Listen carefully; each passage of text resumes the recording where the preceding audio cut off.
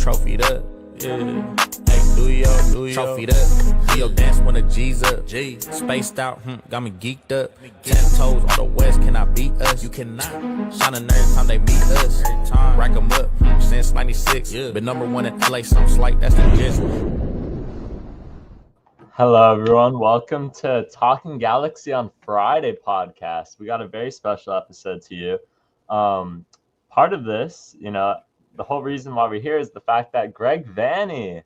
We'll get to some Greg Vanney news today. But first of all, let's start off with the game that you and I both watched along, which was, and welcome everyone to a Friday night stream. LA Galaxy fall 3-2 to the Philadelphia Union. You and I were both on this watch along here. Now that you've had time to compress it and think about it, does your perspective change at all on what happened in this match, or what are your cooled down kind of thoughts now? So what is good, everybody? Yes, the special Friday edition here. But again, this was against the Philadelphia Union. The Galaxy lost 3-2. We opened the scoring. We scored the first and second goal in this game, and then completely crumbled in the second half. My thoughts haven't changed too much. We bottled the lead. There's no doubt about that. We completely bottled. We, again, had that 2-goal advantage in the second half. Gave up 2 goals in the opening 5 minutes, and then a goal in the 96th. It's disappointing, but I still stand with my points where the Galaxy played the best attacking football and just best football they've played in general in the first half, and then completely crumbled in the second and looked like typical 2025 Galaxy in the second. Yeah, I mean, I'm pretty much on, the same train as you in the fact that it was a complete bottle job. It looked like something you'd see out of Tottenham. And it wasn't the Galaxy's best brand. In the second half, it was a lot like how it's been going this year, but the first half looked a lot different. And first of all, I do, as Tab says in the chat, Sean. Well, I want to congratulate you on getting promoted from MLS Next Content Creators to the main team. So congratulations, buddy. How are you feeling? Thank you very much, Peyton, and thank you all to everybody. I am really excited about this. It truly means a lot. I love doing this content creation. It is truly a dream. I've always loved content creation and graphic design, so being able to do this and have a platform truly means the world to me. So again, thank you all so much to everybody who made it all possible. I really couldn't have done it without any of you. So Sean, I don't know if I've asked you this before. What made you become a content creator in the first place? Well, in 2020, I got really obsessed with the Galaxy. I can't lie. I was always a casual supporter from 2017 to then, and then I would just constantly talk about them. I can't on my personal Instagram account, and I was just like, I would love to get a following, and build a platform out of this and connect with people. And I'm really glad I did, because in the end of the 2021 season, I made my account. I believe it was on I think it was December 7th, actually, 2021. And I try to be as consistent as possible. And yeah, since then, I've never looked back. I love this so much. I truly do. Yeah, no, congratulations. That is Thank you. a big deal. And, you've came a long way. I know you've been around for a while and you kind of grew your page more and more. So, yeah, very well deserved. And, hopefully there will be better times in Galaxy Land ahead that we could celebrate like we did last year. So here on this game, what do you attribute to going so wrong for the Galaxy in the first 5 minutes? The Galaxy hung around a bit. Second half, you always felt like they were going to concede. After they conceded 2, you always felt like that third goal is just going to eventually come, even at the end of the match. But what do you attribute to the 2 goals that we just dropped? Well, the first one came off a corner. It was completely just a shot at our foot again. I'm not sure who actually scored the corner. I can't remember off the top of my head. But it was Elijah Winder just leaving a man wide open far post, and they were just able to float it into the back of the net. And then we know the Galaxy's history with set pieces. And at that point, the Union had all the momentum, and they just came back. And again, like you mentioned, from that point on, after the second goal, it just always seemed like they were going to score the third. The Galaxy just seemed nervous. They didn't want to attack because every time they attempted to at least get past the halfway line, they just got dispossessed. The subs that came on didn't change the game for the better whatsoever, and it was going to come for Philadelphia, and unfortunately, it just came in the final few minutes fashion for them to steal the 3 points. It's really frustrating when you consider what we've been asking from the Galaxy pretty much all season is what you got out of the first half. And you were like, if we can continue playing like this and building momentum, like the Galaxy can, take some moral victories out of the season. We can, get our first win in Philadelphia, which none of us really expected coming into this match to even be a real possibility, was the fact that we'd get our first win after 12 games on the road, and it was right in front of us. It was right in our lap, and the Galaxy completely fumbled it, and you're right. I think aerial duels has always been a big struggle, even last season, and something Wilkins kind of talked in the podcast. Some of the issues that we had last season that were kind of like masked up, spilling over into this year and becoming bigger problems when you're not winning matches is set pieces. It's not only set pieces, but it's your captain Maya Yoshida getting dunked on. It's Elijah Winder losing a man back post. The Galaxy are not good at defending set pieces. They're not good at winning aerial duels. And it really meshes into something of a disastrous, brew when you consider that Philadelphia have some of the tallest center backs in the league. They have a very clinical striker up top that's, Ty Baribo, who's almost leading the league and might be leading the league in goals now. So, it's just disappointing. I think more so the drop off in the attacking play. For me, the fact that the attacking play, like the Galaxy were so confident first half. They were building out of the half very well, like you said, and they were playing fluid soccer. Marco Reus was cooking. Marco Reus, has been great. Has been great the past couple of games. Certainly not at the start of the year, but I think he can be a difference maker in El Tráfico. But we got a question in the chat from Raul. Maya Yoshida seems checked out. Is he still the right captain for you? I mean, for the rest of the season, yeah, but you have to seriously be looking at who's on your roster and who you'd like to bring in, who can be the captain next year, because I don't see him as a viable option. We saw, as you mentioned, after the second goal, it was Yoshida who got dunked on. And then he was complaining to, I believe, McCarthy about it, which I do believe McCarthy probably should have covered his near post better. But that goal is still all on Maya Yoshida. And so I don't understand why he was complaining to anybody really about his errors there. Yeah, definitely a bit of a lack of accountability. And yes, Philadelphia haven't beaten us for like the last 10 years, I believe, at least in Philadelphia. That was the stat. It was Sean, I think you have the stat. Go ahead. The last time they beat us was July 4th of 2012, and I believe we were undefeated at their stadium. Yeah.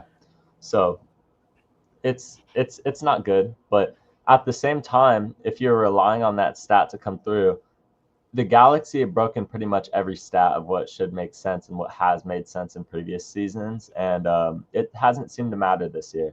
So, you could take any stat the Galaxy have right now and kind of just throw it in the mud, because I don't think anything is making sense with how the season's going. Certainly seems like the Galaxy are cursed right now.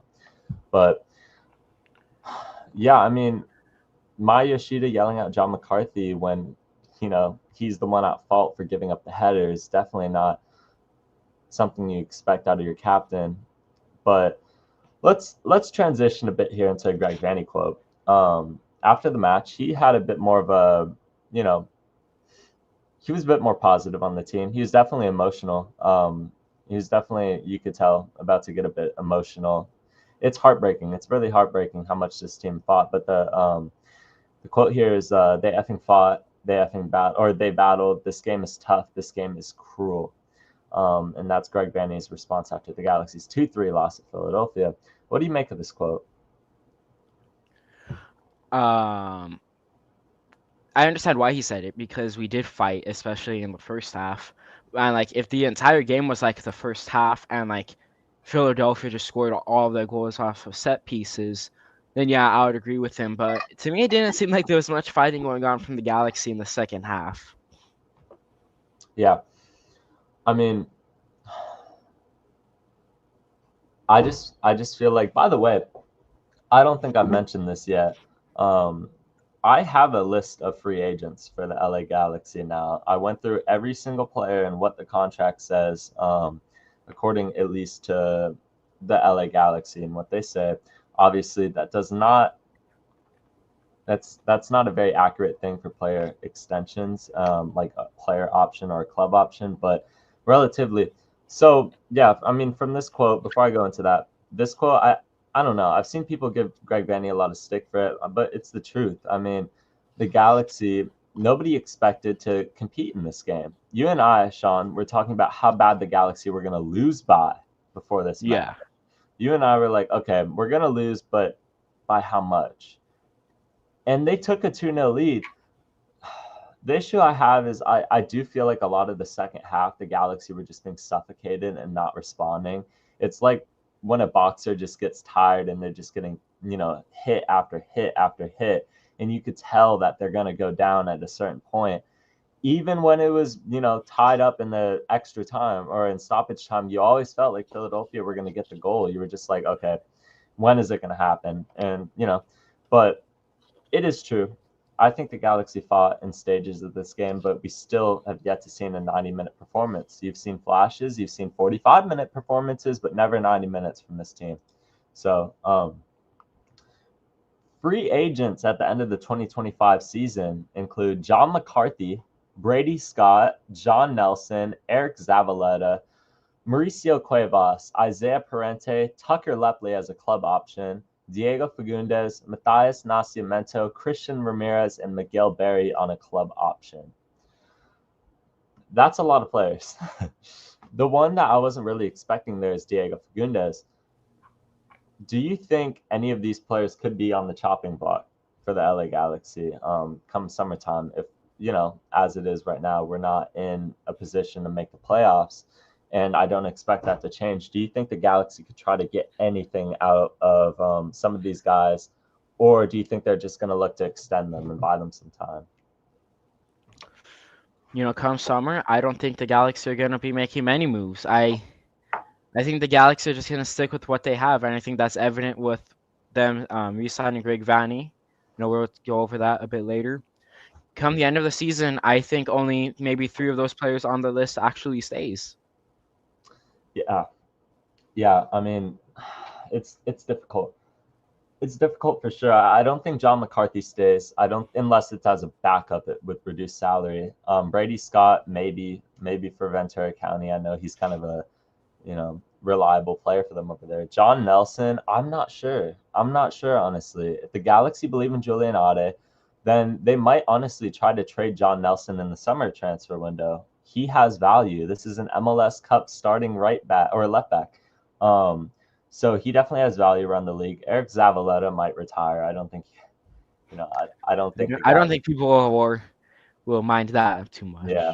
Mauricio Cuevas, I think, could also be another one that they look to trade. But at the same time, they might look for a long-term extension for him. It depends on the salary. Isaiah Parente. Okay, you know what's interesting?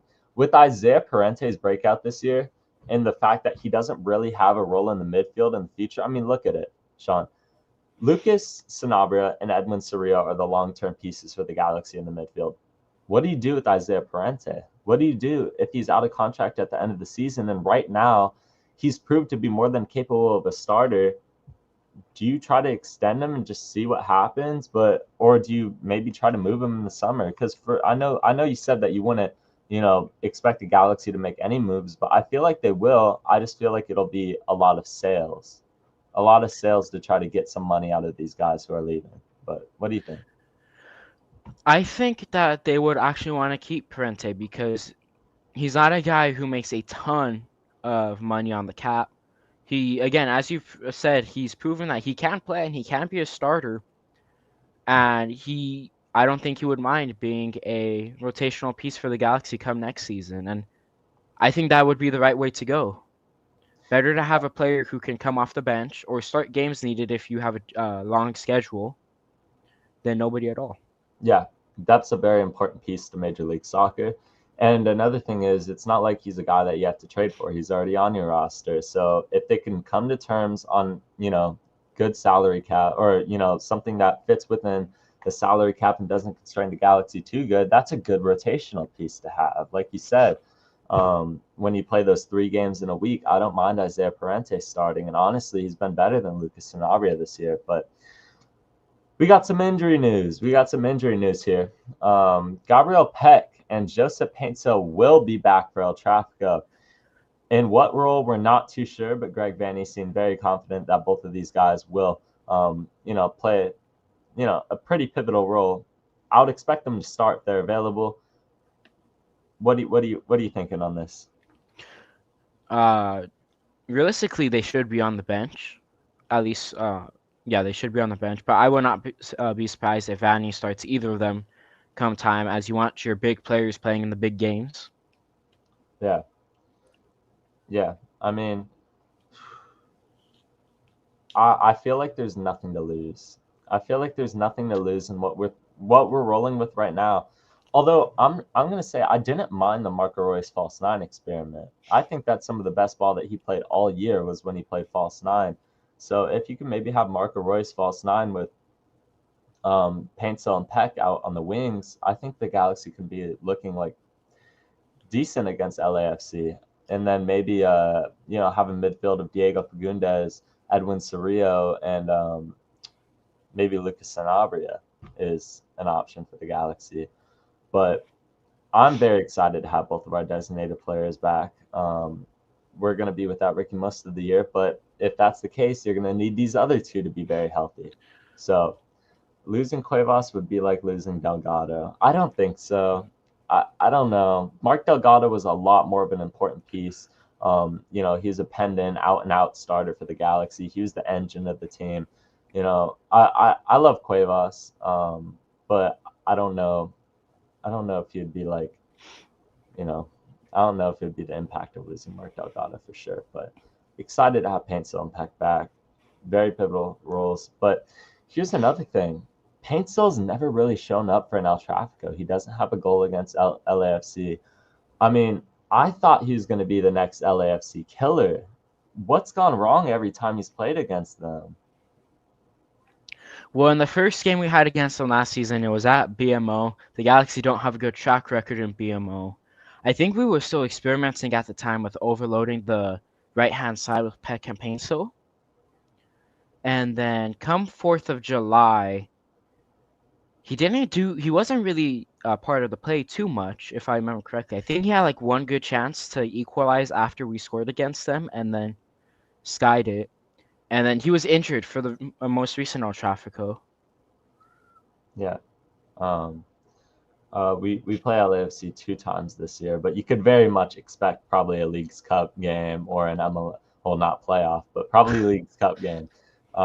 In there, somehow, some way they'd love to fit a third El Tráfico into every season. So you could clip this right now. Do not be surprised when the Galaxy play LAFC in Leagues Cup, and they call it a random draw, but we all know how that is when it comes to Major League Soccer and their money making. But 2 times is scheduled, one at BMO, one obviously Sunday at the Community Health Sports Park.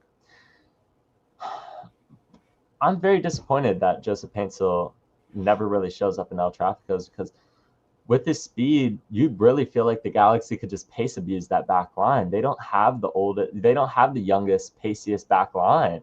They don't. I mean, I'm not very keen on LAFC as a team this year. I feel like the only reason they're probably going to be, top 4 within the Western Conference is the fact that this Western Conference is terrible.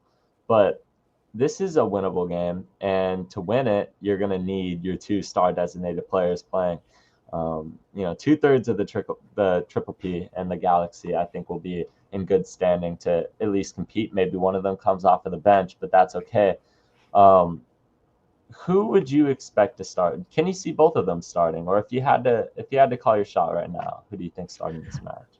I think Peck is starting only because with Paintsil as well. He's had an injury history before, so you don't want to rush him back on the field.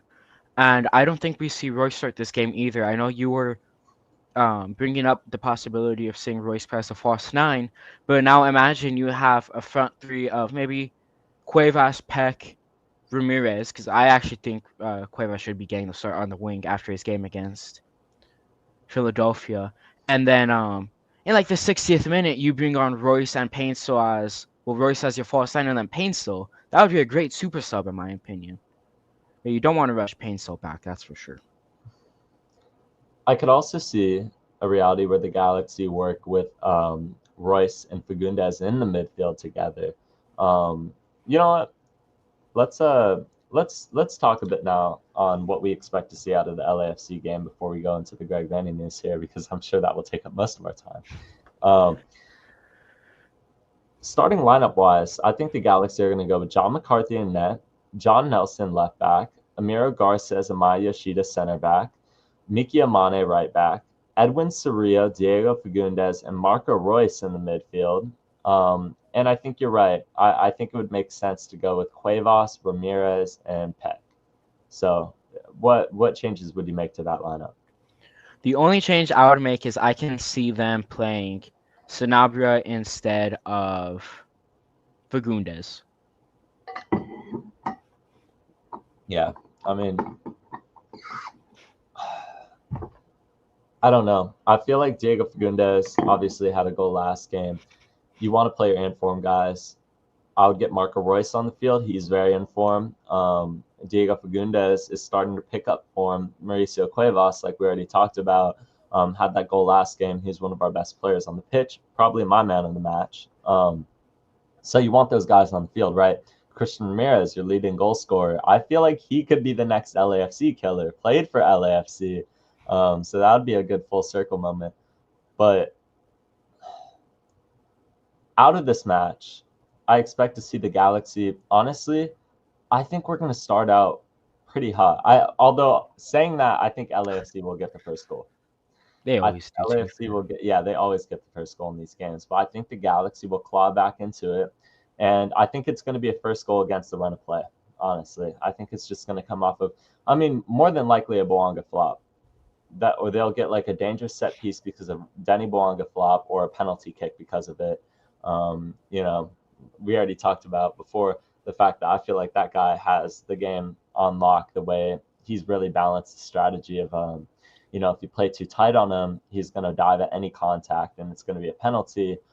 Or if you give him too much space, he's good enough to bury it. So I think it's difficult. But we got to, somebody in the chat said same lineup as last game, but with Peck and JP starting, Diego, Sanabria, and Cerrillo in the midfield. First half, if we don't get goals. Second half, go back to regular lineup. I could see Sanabria starting, but honestly, for me, it's like I've never seen that. I haven't seen that man have a good match yet. I haven't seen him have a good match. And El Tráfico could be a breakout match for him. It definitely could. You know, obviously Igor Jesus on the other side of the field for LAFC was a guy that we were rumored to. Whether they just got the names wrong or not is definitely a possibility, considering people abroad don't really know who, you know, the other team on the LA, you know, side of LA is. But Igor Jesus has been better than Lucas Sanabria this year. I thought that Lucas Sanabria had a much higher floor, and it's turned out to be the opposite. So that's been interesting, but Sanabria definitely could start in this match. He could be a difference maker. Who do you think is going to be just a random breakout player this game that's going to come in and, you know, put in a shift? Maybe not even random. Who do you think is just going to be the standout? They're going to rise to the badge. They're going to rise to the occasion and take the Galaxy to the next level. Well, when you said random player, the first person that I thought of was Julian Aude coming off the bench in the second half, and he will so just tear apart LAFC. I felt like he's always tuned up for El Tráficos. Yeah. Yeah, he's going to have a big game. Well, I hope he has a big game. On the other side, a player who's really important for them is going to be Mark Delgado in the midfield. Yeah. And it's going to be unfortunate to see Mark Delgado in that, you know, jersey. It's really going to hurt. And Galaxy fans, I'm sure, all around are going to, you know, shed one single tear around the stadium seeing Mark Delgado in that kit. he will definitely rise to the occasion. If you think Mark Delgado is not going to have a massive impact in this game, you're completely wrong.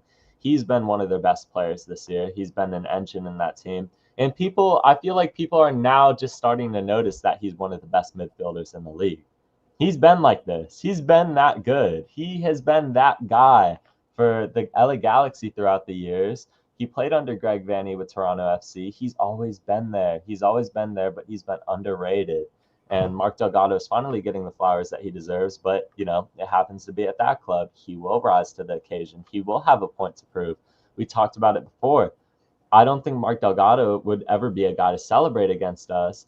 But I'm sure he has a point to prove. We picked Diego Fagundes over Mark Delgado, So I think he can definitely make an impact in this match for them, but I'm hoping not. I think that midfield battle is going to be very crucial to determining the outcome of this match. But without further ado, okay, well, Galaxy Memes is not coming in, but he's here to say hi. He's here to say hi. I don't know. I've been really teetering between the Galaxy winning and losing this match. Before I came upstairs, I was like, I think the Galaxy are going to lose this match, unfortunately. I hate to predict a loss in an El Tráfico. And maybe I'm cursing the team. Maybe it's the Peyton curse. So everyone rejoice if that's the case. But I don't know. The more I think about it, I don't know if the Galaxy are going to end up winning this game. And I have issues with the midfield battle. I feel like we're going to lose the midfield battle. I think they have a much stronger midfield than us. And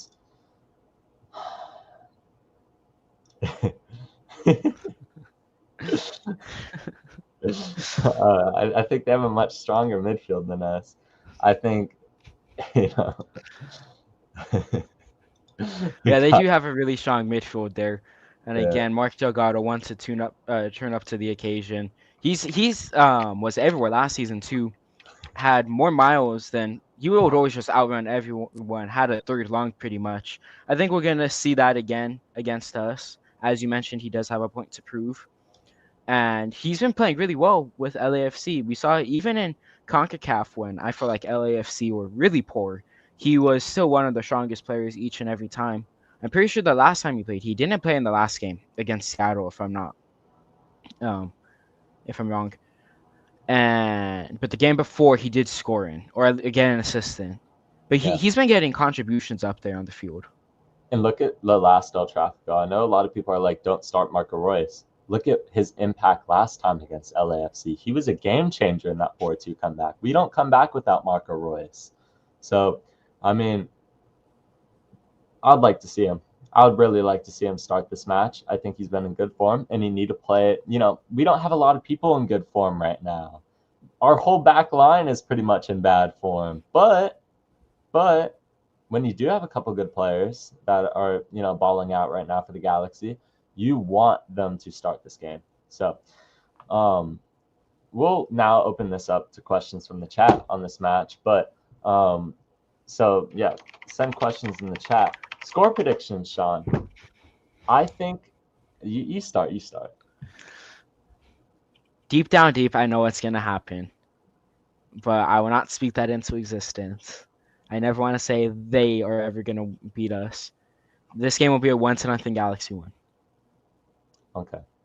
1-0 Galaxy win from Sean. Who do you have as your goal scorer? Gabriel Peck, 89th minute winner. That'd be so tough. I think the Galaxy lose this match. I hate to be that guy. I have my doubts. Rightfully so, but I think everyone has their doubts on this team. Form never really matters going into an El Tráfico, and I understand that. I think we're going to get outrun in the midfield. I think LAFC are going to control and dictate the tempo of this game. They're going to have major chances. And ultimately, if the Galaxy can make better of their chances, I think we will win this match. And that might sound, self-explanatory, but the fact is, I think LAFC will get a lot of big chances in this game. John McCarthy needs to come up as a hero against his former club. I really could see it go either way. Let me say that. The fact that we don't usually lose to this team at Dignity Health Sports Park would tell me that I don't think we're going to lose now. I'm going to go with the draw. I'm changing my prediction. I think this match is going to end in a draw. I thought we were going to win last time. I think we're going to lose now, so it's going to end in a draw. That's my only logic. I'm with you in the chat. I don't think it'll be a 3-3 draw, though. I think it will be a 2-2 draw. I don't think the Galaxy lose at Dignity Health Sports Park. That's just so hard for me to bet against, even with how this season's been going. 2-2 draw, and my goal scorers in this match, I think Christian Ramirez and Marco Royce. I think Christian Ramirez and Marco Royce, and I think Mark Delgado gets a goal against the Galaxy. People would hate it. I think our whole fan base would light on fire, but I think that's the reality. Who's your breakout player for the game, Sean? I don't think your mic's picking up. Sean? Wait. Hello? Okay, there you go. Okay, there you go. I'm not sure what that was about. I'm going to stick with Aude. I think he's going to have a huge performance coming off the bench. Or even if he starts, he's going to have an impact. I think my man in the match will be Marco Royce. I really like what I've seen from him in the past couple of matches, and I think he will continue to play at that level. And I think Marco Royce will assert himself as a potential LAFC killer. I think he'll bag a goal in this match. He'll freeze Hugo Lloris like a statue. Yeah, if Lucas Sanabria starts this match, this is a legacy game for him. So 2-2 though. I think the LAFC will come off to the lead. The Galaxy will equalize. LAFC will score again and will grab a goal late after the 80th minute. I think we'll come out of this game with a draw. Not the result we want, but it's once again not a humiliating defeat against them. So you get to take that. It's not a win either. I think both teams are going to be equally frustrated with the result of this match. And betting odds for this game, that is a very good question. So my breakout player, was Marco Royce. But if the Galaxy, okay, are you worried about the Galaxy set pieces against the LAFC? LAFC are notoriously one of the best set piece teams in the league the past couple of years. Are you worried about set pieces? And furthermore, as Joe says in the chat, who do you think covers Boanga?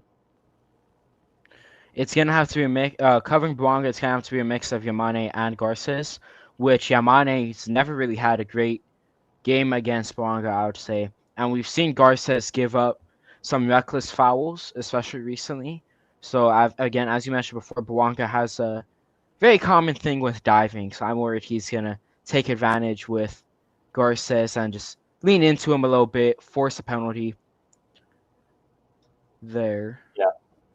For this match, the over-under amount of goals has been set at 3. Okay, so they're expecting a couple goals in this match. How many times will Boanga flop? Yes. So the Galaxy in this match are plus 125 and the LAFC are minus 150. That's not the worst.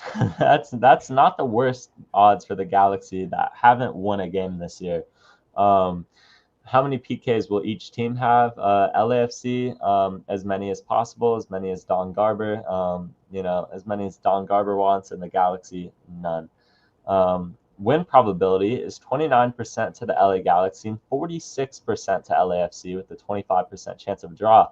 So over 50% chance that we get something from this match, which is, all things considered, it's okay. Drew Fisher referee, are we serious? Looks like Boanga's getting 2 penalties there. Are we serious? Any red cards? There could be. I mean, if the Galaxy end up losing this match, that might just be it frustration-wise for the team. I think, you know what? I feel like we're really yet to see a huge brawl in an El Tráfico that leads to just some reds. I could see it happening this match with the way our season's been going. And with the expectation probably from LAFC that they're going to whoop us, And if they fall short of that, I think both teams, like I said, at a 2-2 draw would probably be equally frustrated enough to get into a brawl. Will Cerrillo start? I fondly believe Edwin Cerrillo will start this match. He did not play midweek because of yellow card accumulation. So I think Edwin Cerrillo will start this match. How much are you guys betting on this match? You don't bet on MLS. Major League Soccer might be the worst league in the world to bet on. Yeah, I'll bet the mini fridge over there with the 2024 LA Galaxy schedule on it. I hope Mark Delgado gets a red early on in the game. Maybe. Yeah, any more questions here on this match? It could be on this match, but just not Greg Vanney yet, because we will get into the extension. It could be on this match or the Philadelphia Union match. Make sure you send in the chat. But yeah, so Sean, if you missed, Sean has the Galaxy winning 1-0 in the 89th minute, Gabriel Peckel, and I have the Galaxy drawing 2-2 against LAFC. Hopefully we can just will our way into a win this game. I would love nothing more. Sean, will you be at this game? Yes, I will be at this game. Not in my regular 200s though. Where will as they take over? I think like 110 or something like that. Oh, that was my old section. That was my section last year. Okay, you're in premium. Okay, no, I think it's like the section next to premium. It's on that side of the stadium though. Okay. Yes, I always move for El Tráfico. You Yeah. never like sitting near them, and they always take over the 200s. They said Sean's gonna be with the LAFC fans. No, I will not be. I will be wearing my 6-star jersey with all white. All white for El Tráfico. Please, Yes. please. Let the Ryzen kit get a rest for this match. We will be wearing all white. Make sure that you are there in all white. But will Mark Delgado celebrate if he scores? Sean? I don't think he celebrates, but I can see him like when he's walking back, he points to their badge. Oh, that would almost be worse. Yeah. That would almost be worse, man. I could see him scoring, then LAFC players like running after him and going. They'll try to gas him up. That's Yeah, for sure. I think they'll for sure try to gas him up. I don't think they're going to score a goal in the El Tráfico and not celebrate. But over under Sean punches thrown during the game. Let's set the line at 2.5. Sean, I'm smashing over. And that's really difficult to predict. Percentage of Galaxy fans versus LAFC fans, that's not known yet. You kind of just have to eyeball it during the game. I would expect quite a lot of LAFC fans around the 200 section, and they're always sprinkled in. Same thing happens when we go up to BMO. There's a lot of Galaxy fans sprinkled in, and then you have this section. But if I had to guess on percentage, I think it'll be 55% Galaxy fans to 45% LAFC. What do you think? Yeah, that's probably going to be about right. I know a lot of fans are selling their tickets online. So yeah, Drew Fisher will be the referee in this match, everyone. So have fun with that. So the LA Galaxy expect a capacity crowd for this match. Get there early. The Galaxy recommend that you arrive at 4 p.m. to avoid traffic congestion and long lines. Stadium gates will open at 4 p.m. There will be no early entrance for season ticket members or premium holders. And up to 10K fans will receive LA Strong Rally towels.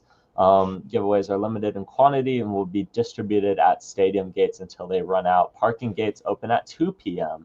Galaxy Express will be running from 4 p.m. until 45 minutes after the match. And if you choose to park your car at the stadium, the rates will begin at $40. And as always, Galaxy gear only in Victoria Block and LA Riot Squad. So let's see.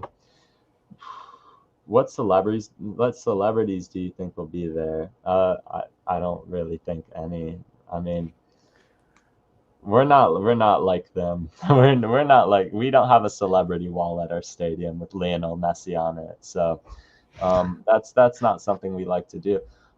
What's the digs capacity? 25K, I believe, Sean. It used to be 27, or at least what they said it was. Do you know? It is 25K, but when they open up the burn, they automatically always say it's 27. Okay. Yeah. Yeah, $40 they're making us pay for the extension. Gives us a perfect segue into the main topic of the show. Thank you very much. Is Greg Vanney. Greg Vanney, the LA Galaxy. By the way, I had this graphic ready up for him being fired. I created this graphic with the expectation that he would be fired at a point. So I'm here to tell you that he is not fired. In fact, quite the opposite. The LA Galaxy have signed head coach Greg Vanney to a 3-year contract extension. And additionally, they've made some coaching staff changes or just general administrative changes. So when you look at it, you got, okay, let's go through this here. The LA Galaxy have promoted Juninho to senior advisor to the general manager. The club has promoted Zach Marchetti to director of team administration and player care. And I think the biggest of these moves is the Galaxy have hired Ravi Ramaneni to a new role, the director of quantitative analysis. So the Galaxy open up a new role here. They extend Greg Vanney and company, and obviously his coaching staff. What are your thoughts, Sean? I know you were on the Greg Vanney out train, but I want to hear your thought process on this. Do you back this? Before I begin, I'll say, no, I don't back this. I'll forever be grateful for Vanny. He brought this home for us, December 7th, 2024 at 3:13 p.m. That date will always be sealed. But it was his time to go. It was 100% his time to go. You have the worst start by a defending champion in MLS history, and then the worst start in Galaxy history again. The worst start by any team in MLS history as well. So lots of worst there. You have yet to win a game this season, and we have the worst defense in MLS again under Vanny. And we're 6 months away from an MLS Cup. Is my whole thing, is the fact that I understand you can't ignore the results that have been going on at the start of the year. I think it's certainly, and by the way this was framed by Will Kuntz made it seem like this was done after MLS Cup, or at least this was pretty close to done. I think they were never really, as Raul says in the chat, Kuntz presser said that they were never planning on moving on from Greg Vanney. They always saw him in his long-term, in the LA Galaxy's long-term plans here. I back this move, but the timing is interesting to me. I did not expect this timing, and I will tell you that because I don't think I've ever seen a team go off to the worst start in Major League Soccer history and announce that they signed their coach to a multi-year extension. And furthermore, I don't think you'll ever see this again. I don't think you'll ever see this again by another MLS club. Is starting that poorly in a season, breaking all sorts of the wrong records, and extending a coach to a multi-year extension. Here's what I expected. I thought the LA Galaxy were going to sign Greg Vanney to a 1-year extension. I thought they were going to sign him to a 1-year extension and say, hey, look, 2026, we're going to open about $3.1 million plus in salary cap. We're going to have a U22 spot, potentially 2 if they decide to move on from Julian Ade. This is your year. This is your year. Prove it. If you prove it and the Galaxy are contenders again, we will sign you to a multi-year extension. If you don't, you're out the door in free agency. That's it. You can move on. We're going to part ways. That's what I expected. I think this move by the Galaxy is to say, hey, we hear the noise and we don't care. We hear all of the noise, everyone calling for Vanney's head, everyone saying that he's the problem. And we just want to silence it. Everyone can complain about this. It's not gonna happen. You're not gonna get Greg Vanney out. It's not gonna happen. You're gonna have to, deal with the fact anyone who's Vanney out, you can complain about it. You could say it doesn't make sense. You could disagree with it, and that's completely valid. But it's not gonna do anything. I don't think the fans are going to protest. I don't think the fans will ever get to a point where they protest. But as Joe Cool says in the chat, big picture, this is a good move. But you're basically saying, yes, this season's tanked and we're looking to next year. I think that that's what the Galaxy are saying. I think anyone can look at the standings. And Sean, correct me if I'm wrong, you would need 2.00 points per game to make 45 play-in, which is about what the play-in line will be. The Galaxy are not making that. The Galaxy are not averaging 2.00 points per game. It's not happening in any universe. Do you think that, would you have agreed more if the contract length was less, Sean? If it was the 1 year and if it was what you were saying that you thought they would do, I would be okay with it. I still wouldn't like it too much. But this is just, again, as you mentioned, it's just weird that they didn't now. I thought they would just try to keep this under the rug as much as possible. And like, what a worse way to do it too, and then to get your fans against you right before an El Tráfico. Just want to point that out. But again, you had the worst road trip I think like any club has ever had. You had a game against Sporting Kansas City, which you lost, even though Sporting Kansas City didn't have a shot against you. You had the worst loss in club history, and then you had a game where you bottled a 2-goal lead. So the timing is just very weird of it. I just really don't like how long the contract is. I mean, it's a very valid thing to say that the contract length is tough. This deal makes Greg Vanney one of the highest paid coaches in Major League Soccer.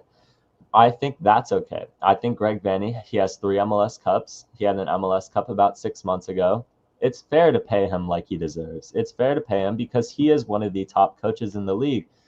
And, the anonymous survey of general managers and executives around the league reflects this. A lot of people think Greg Vanney is one of the top managers in the league. Wilfred Nancy is another one that, they're very high on. But I think Greg Vanney deserves to get paid. I think he's earned it. But I understand why the timing is weird to some people. And you're right. I will say, this does, this could provide confidence to players before an El Tráfico, and I'll tell you why.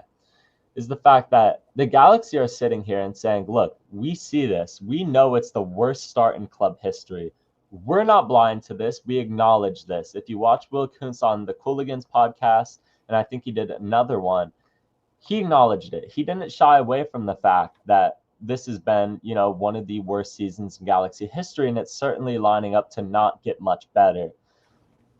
But the thing is that I think the Galaxy are very much, they're saying, hey, look, we see this, but we have confidence in our plan.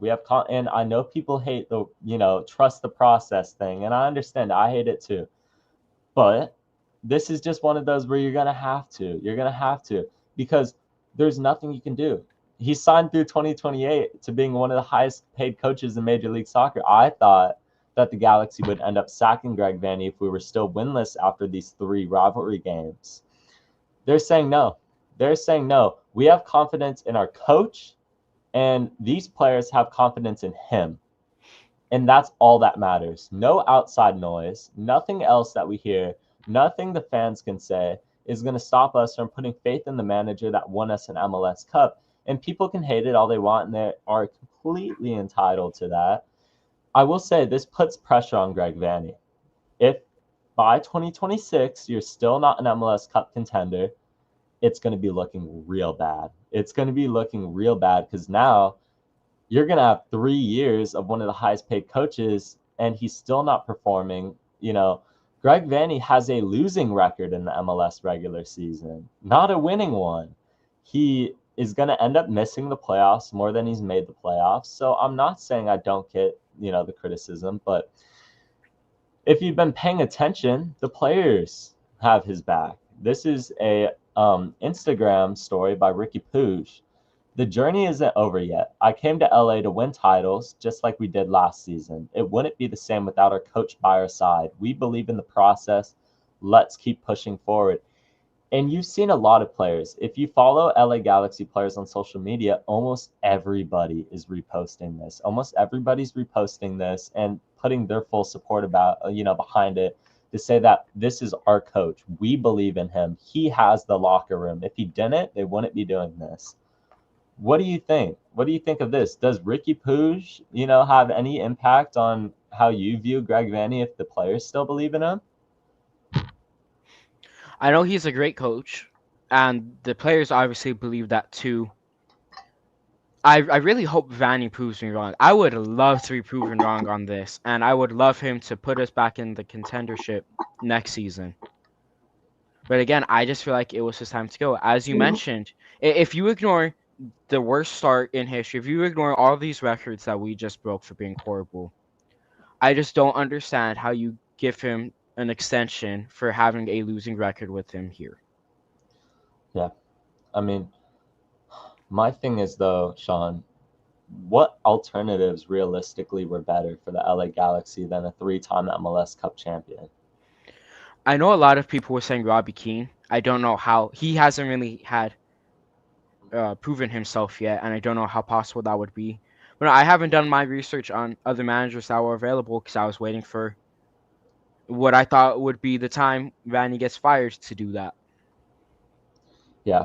I mean, Jim Curtin is a name that we threw around on the podcast, certainly a guy who's available. But my thing with Jim Curtin, as much as I think he's an elite MLS coach, he's top 10 all time in MLS wins. He's never won MLS Cup to my knowledge. He's never gotten across the finish line. Another thing, he's not used to spending big money, which could be a good thing. Maybe he'll come, maybe if he came to the Galaxy, he'd be like, "Oh man, I love spending a lot of money. Like this is great." Who doesn't love spending money? But he's more of a youth team. Like he's more of a coach. You know who Jim Curtin would fit perfect is a team like Sporting Kansas City. I think Jim Curtin would fit perfect. Not the LA Galaxy. The Galaxy spend big. We're not, we have a fantastic youth academy, but we're not youth academy based. We tried that in 2017. Do I need to tell you how 2017 went? And I know Jim Curtin has a pedigree. Look, he took a Philadelphia team of kids to the 2022 MLS Cup final, almost won it, was a penalty shootout away from winning it, and a Gareth Bale header. I feel like Greg Vanney is one of the best coaches in Major League Soccer. Furthermore, if he was fired tomorrow, I think he'd have a job by the end of the week. That's how good he is as a head coach in Major League Soccer. And I think the players having his back tells a lot to me.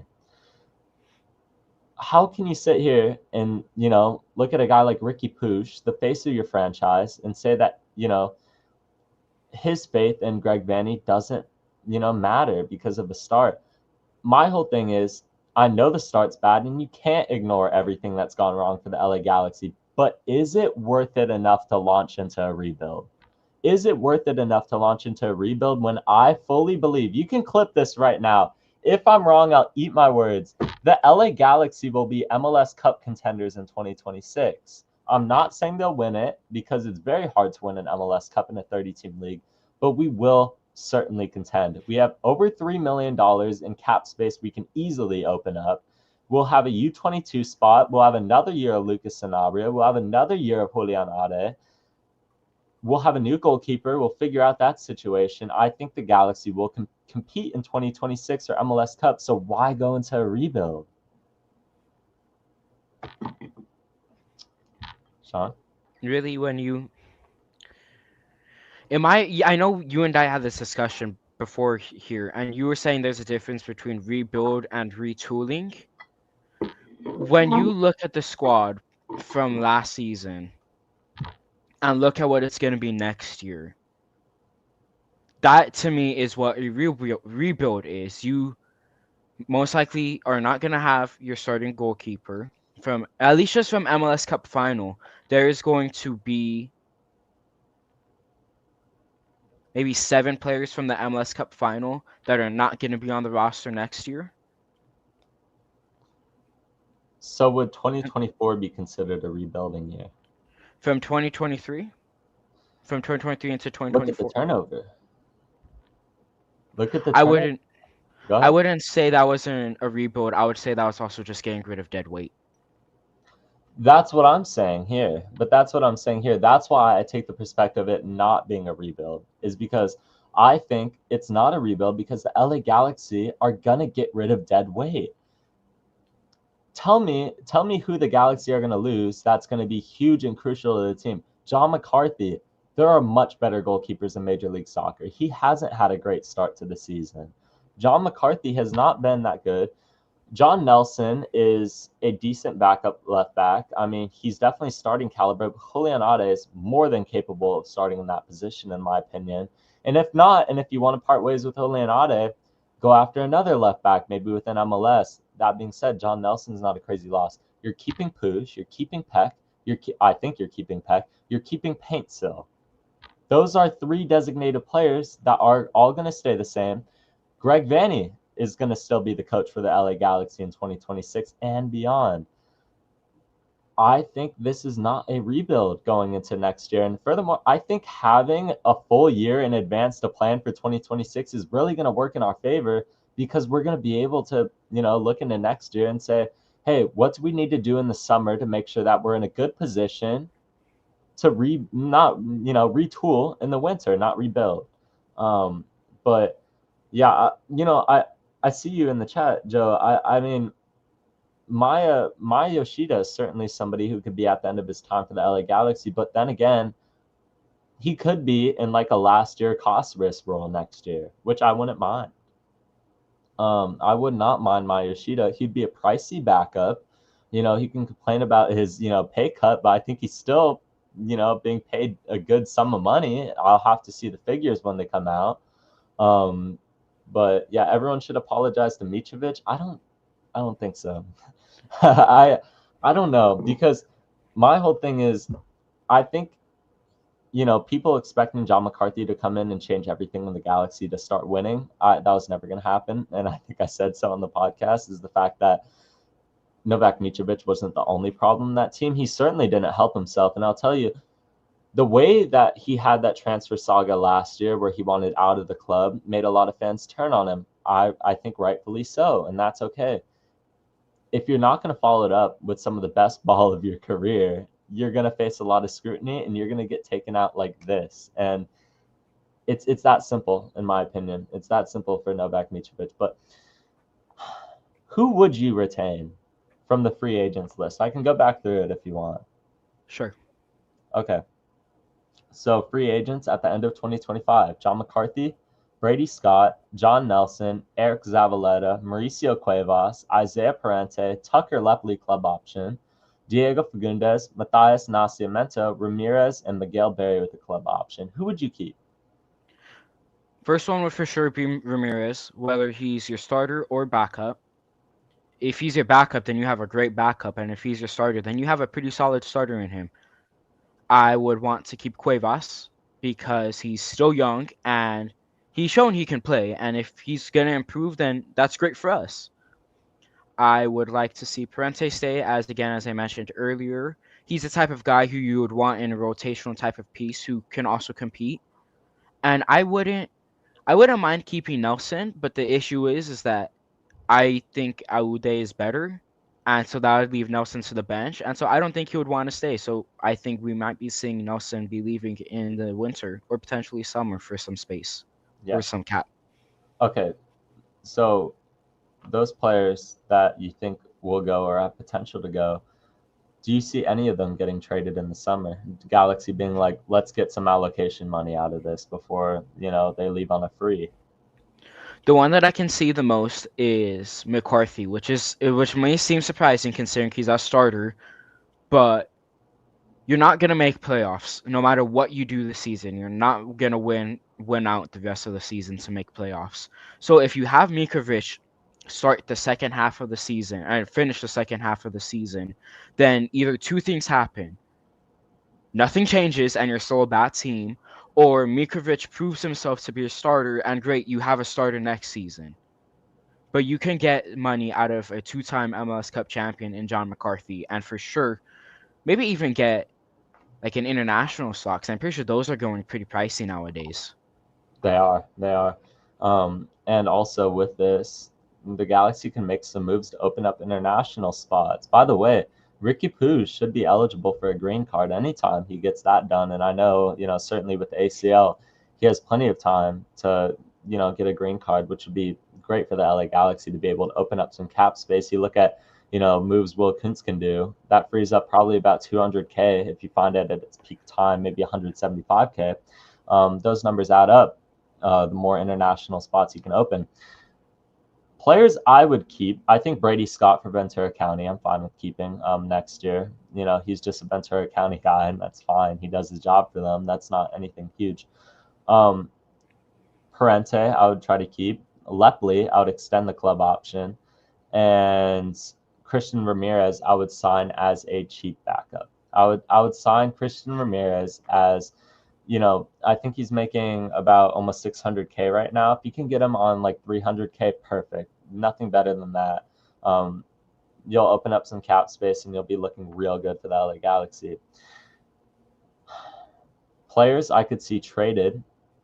I think Novak Mitrovic. He's not on this list, but I think he will be gone. I don't know what John McCarthy's value is at this stage of his career. I think the Galaxy will stick with the veteran throughout the course of the year. I think Greg Vanney loves him. And maybe I think John McCarthy could be a guy they end up re-signing if the money's right. He's going to be a backup next year. I certainly think they move in a different direction goalkeeper-wise. Cuevas, I think, will end up getting traded. I think Cuevas has value. I think Cuevas has a lot of value, when it comes to allocation money and things that you can do.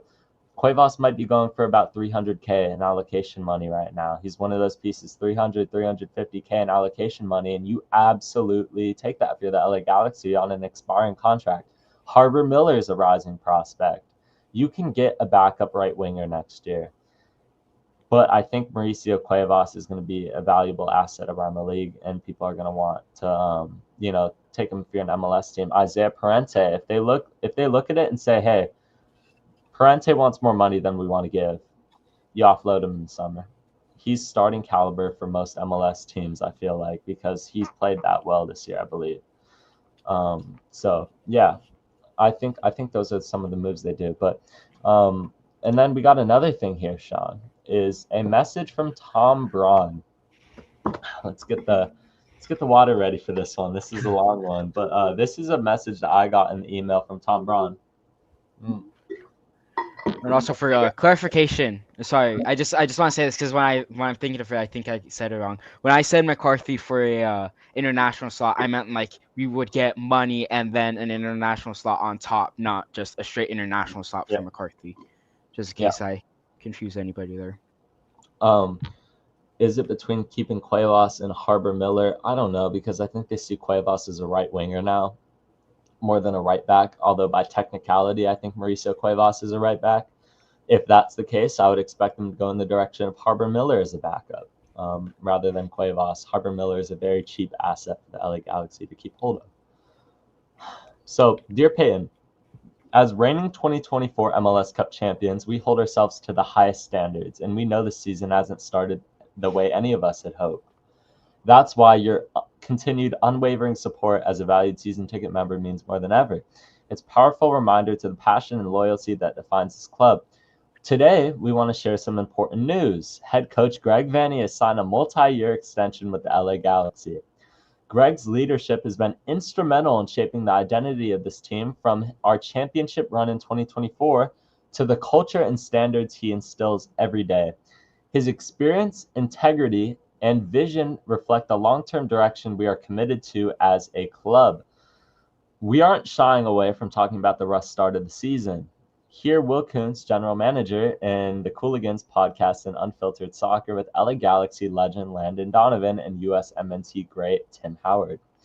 At the LA Galaxy, we deeply care about your experience as a season ticket member, and it's why you have access to our team and training, early gate entry, complimentary away game benefits, among many others.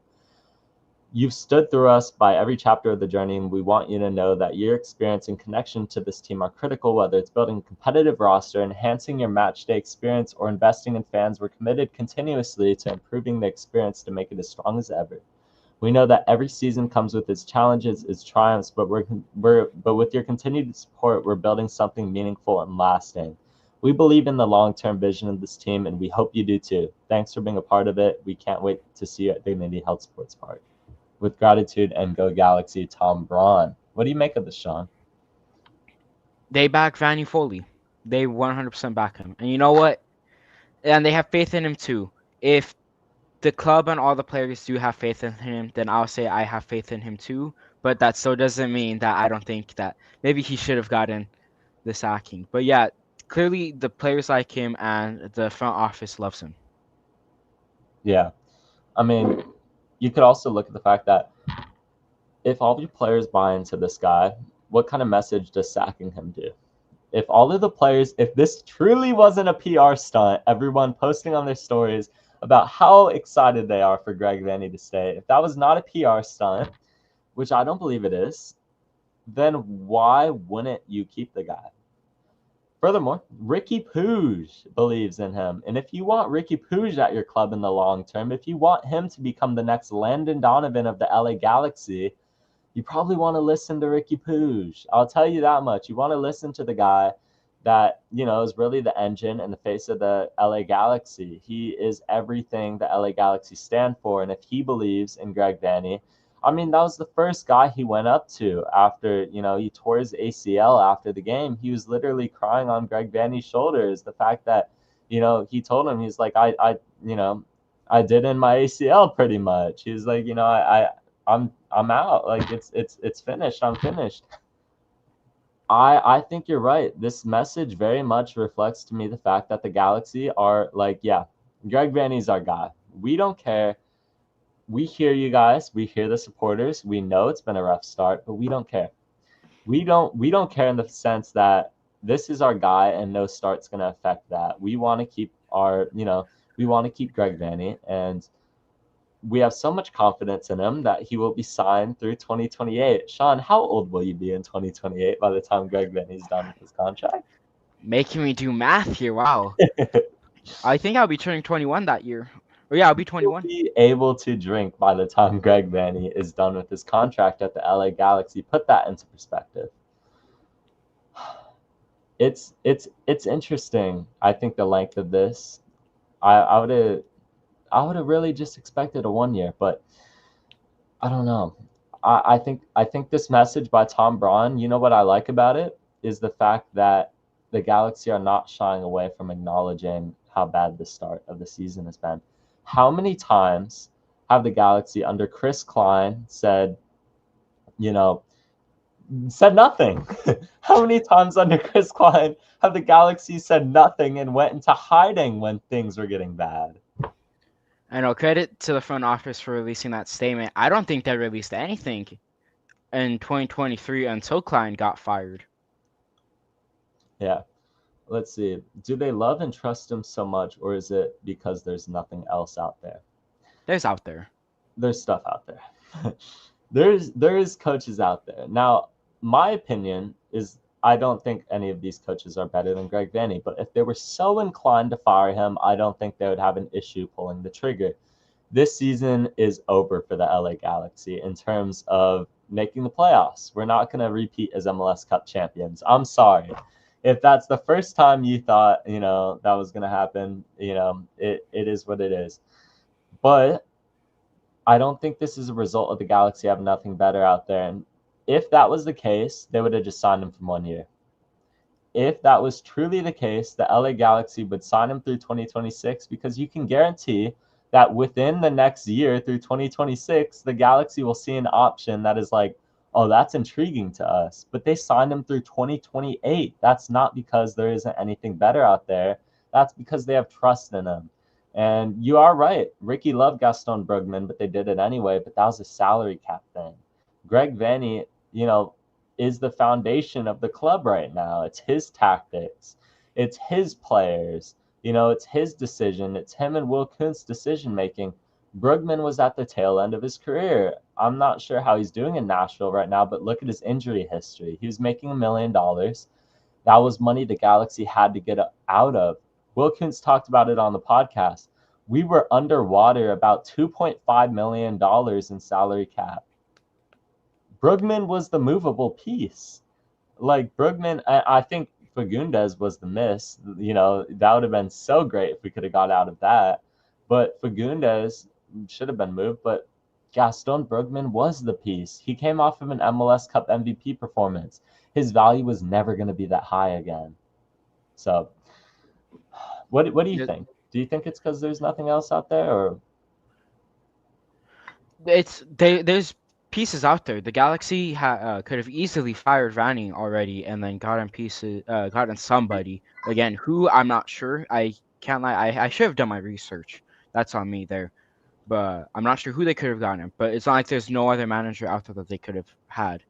yeah, Also, it's a little different comparing a player though to a manager. It's easier to move a player to a club than to get rid of a manager and bring in a new guy. yeah, that's a great point.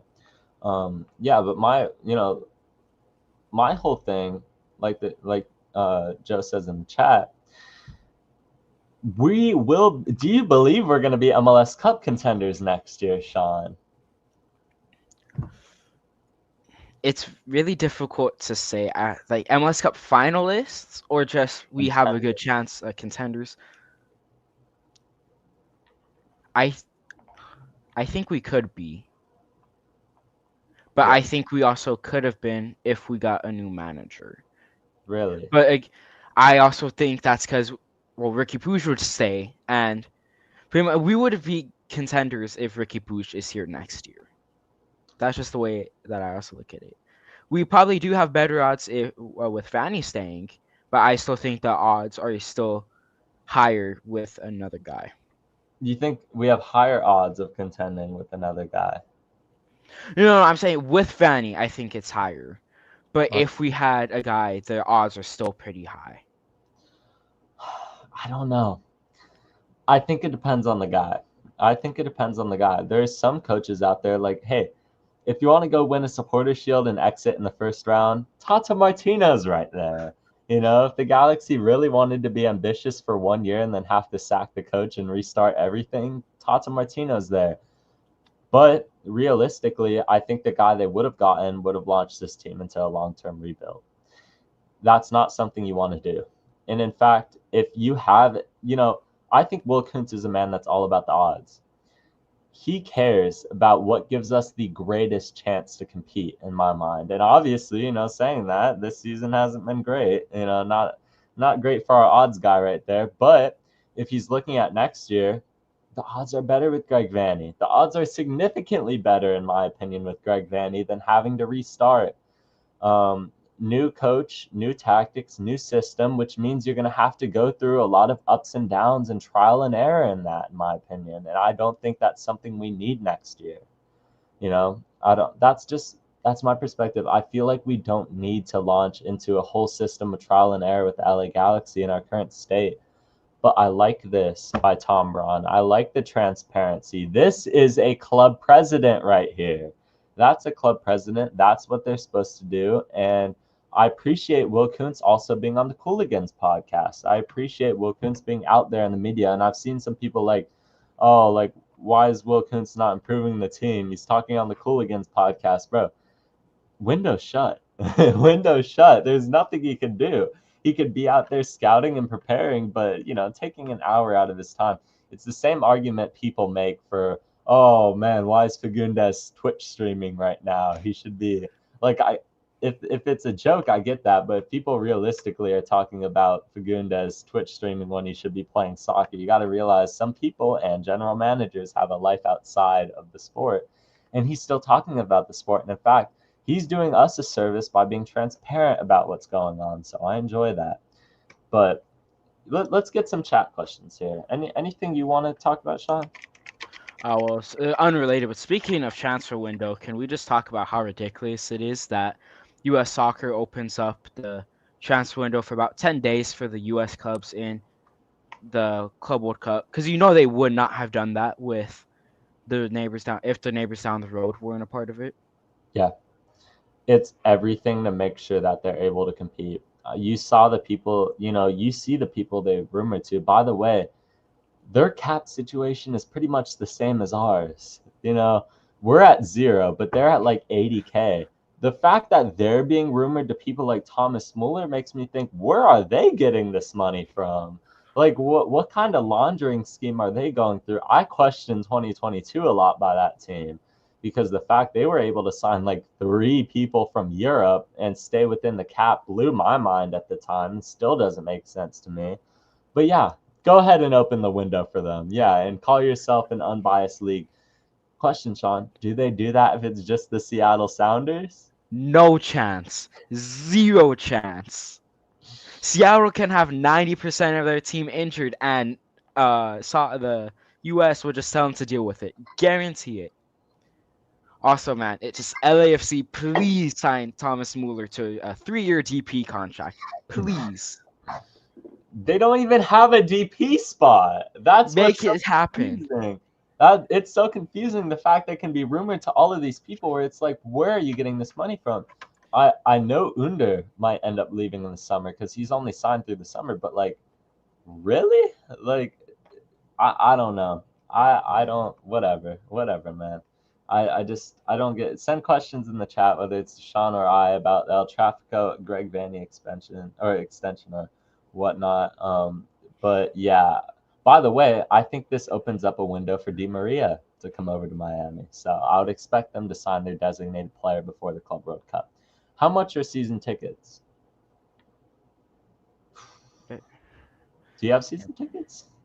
Yes, I do. I don't know the price of them off the top of my head. I I believe think it's about 500 for where I am in Angel City Arcade. I think about around the same for me, in the middle of the 200s. The more middle you get in the 200s, the pricier it gets. Okay, that makes sense. You like the tactical view of the game? Yes, it's easier for my eyesight, Yeah. 100%.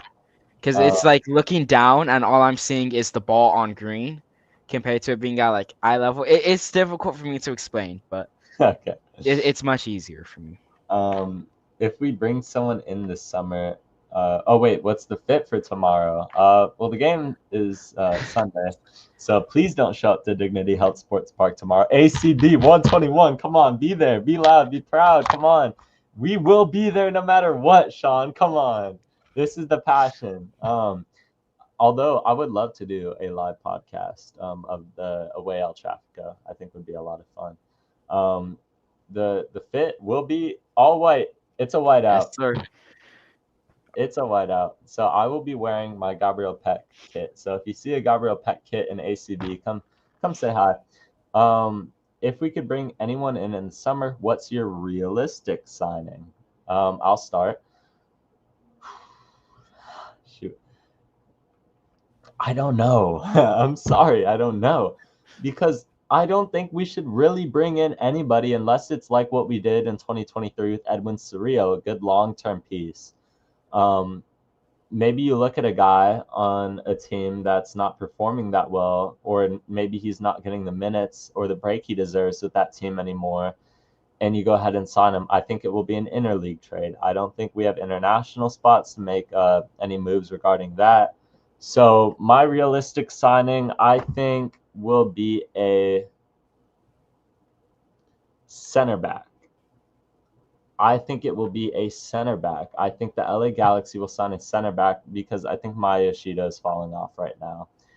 The signing, shoot, hold up. Okay, Sean, your turn on this. I agree. If we get anybody, it's gonna be an interleague trade. I'm not exactly sure who, but I know one man who will probably, well, who I can see coming back and will be wearing the 6 stars on his crest, and that will be Jonathan Perez. I know you're not a big fan of him, but I don't think the Galaxy or Nashville buys his loan, or yeah, buys him off a loan this summer. I think the Galaxy will just take the risk with Perez I for the think rest they of get the rid year. of him. I think some way, somehow they get rid of him. 300K for a player who has one MLS goal. Please, please. You can. I don't hate Johnny Perez. I don't hate Johnny Perez. I promise I don't hate Johnny Perez. But my thing is, you're making 300K when you've done nothing. Your agent's the GOAT, though. But I think there's probably value within the league for him, and I think he'll end up going there. Let me throw around a name for a center back real quick and see if this sticks. I think the LA Galaxy center back wise will go after. This is tough. This is tough, man. Y'all put me in a difficult spot.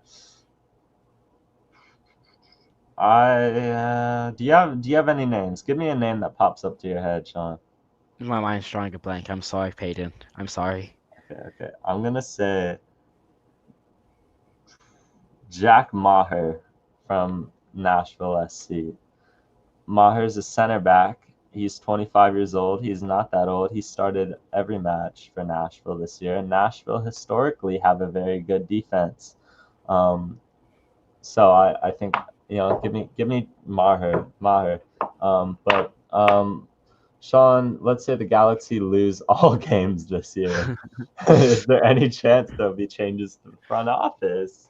If we just go on a losing streak to the end of the season, I do think it would be likely for them to fire Vanney at that point. Yeah, you look. I'll defend Greg Vanney right now, but if we do not win a game for the rest of the year, you might be worse than Chris Klein. Get out of my club if that's the case. We're the first winless team. If he This has under 5 wins, Jim where do Root- you stand? If Vanney has under 5 wins for the season, where do you stand? I don't know. Where are those wins coming from? If it's 2 against LAFC, and if it's 2 against LAFC, maybe 1 against San Diego and 1 against San Jose, maybe. But I just don't think realistically Vanney will leave. I just don't think, like, if the Galaxy get rid of Greg Vanney after this year, that AUG are gonna be in a real deal of trouble. And Ivan, yes, the Galaxy can lose 10-0 Sunday, and we will support them no matter what. Yes. So this season's been embarrassing, but we still represent the badge. Show up Sunday for the badge. Come on, Sean. Yes, for the oh, the cameras aren't gonna get it, but for the badge. For the Everyone clip that. There we go. When will the Galaxy realistically? Where will the Galaxy end, Sean? Either last place or second to last place. I think we have to just be realistic now. It would take so. We're already a decent chunk of points behind who's above us, are we not? I thought we're like 7 points behind. Let me say double digits is the next point. In the Western Conference at least. If It's not looking good. if we're talking league table, it's Montreal who are 4 points above us. But right now, yeah, I mean, the minimum in the West, we're at 8 points behind the second to last place team in the West. We will be finishing last this year, everybody. Wooden Spoon, I'm not sure. I still feel like Montreal could be, one to take that throne.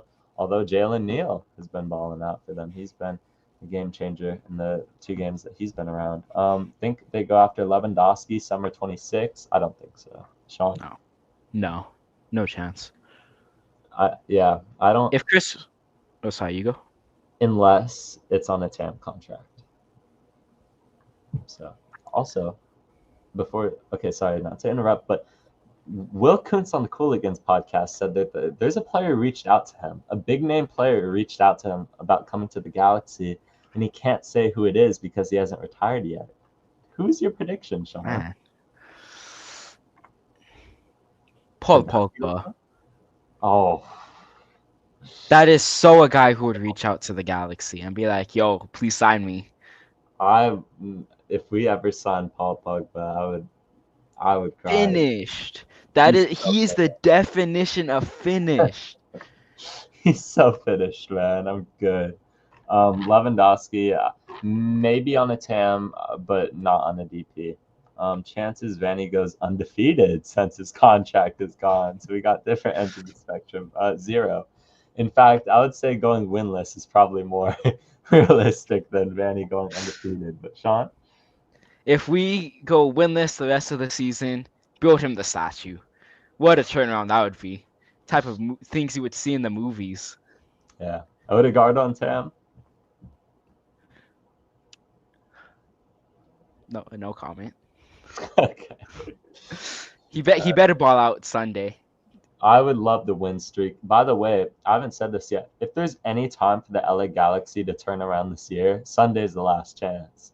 Sunday is your very last chance to turn this season around.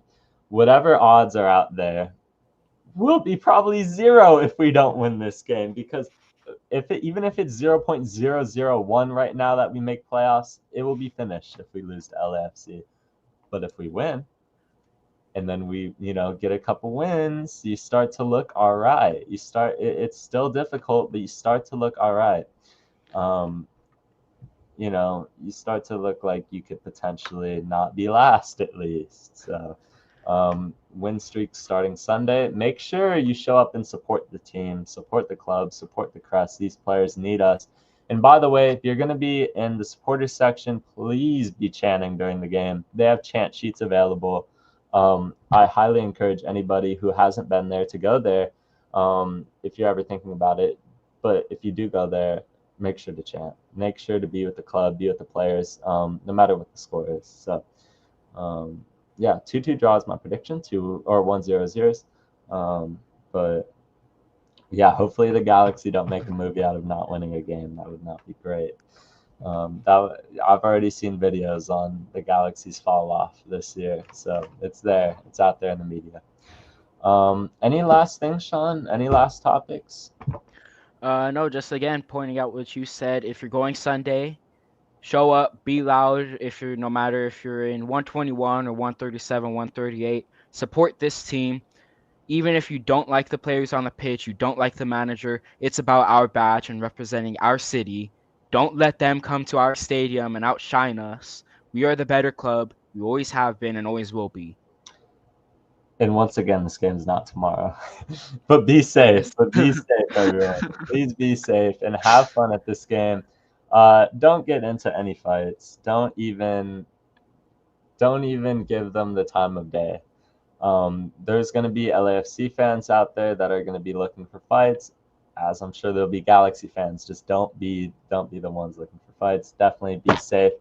On Sunday at 6 p.m., that kickoff will be 6:09. Sean, where can they find you? You can find me at Galaxy News 101 over on Twitter and more commonly over on Instagram, where I'm much more active. As for myself, I am LA Galaxy _Buzz on Instagram, John Pork LA Galaxy on TikTok, or LA Galaxy Central